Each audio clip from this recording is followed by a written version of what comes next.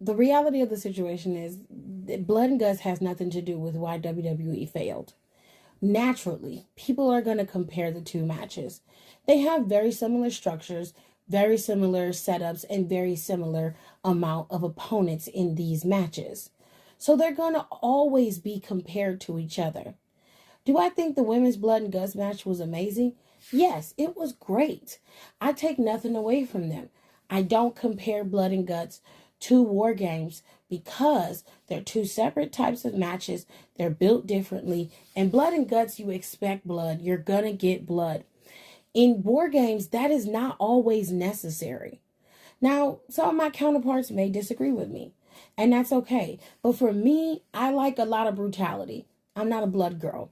I don't want to see blood, and I don't need to see blood to have any shock value for me. Blood is not necessary. Although I know people are human and sometimes blood may happen, blood is not necessary for me. When it comes to the women's match of War Games, it's not about it not being able to live up to AEW's Blood and Guts. It's about it not living up to War Games for WWE.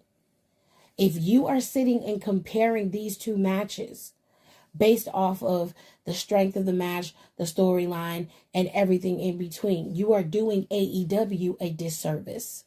Mainly because that match deserves the respect that it got. It was the very first ever women's War Games match. This wasn't just a one-off match that they had been having for the last 5 years. This was the first time that the women ever competed in this type of brutality.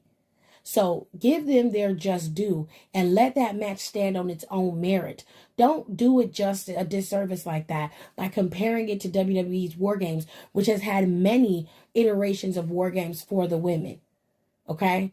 We don't need to compare. Let AEW have their moment in the sun and judge WWE for what it is based on its own merit, not based off of what AEW has provided. WWE just needs to do better. You're asking, how do you follow up on that? You don't.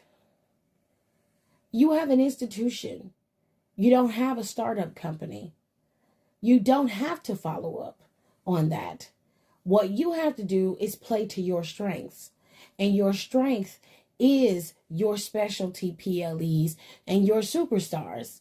You have a global conglomerate that is traveling around the world and has billions of fans. Focus on that and giving us a decent show, not AEW.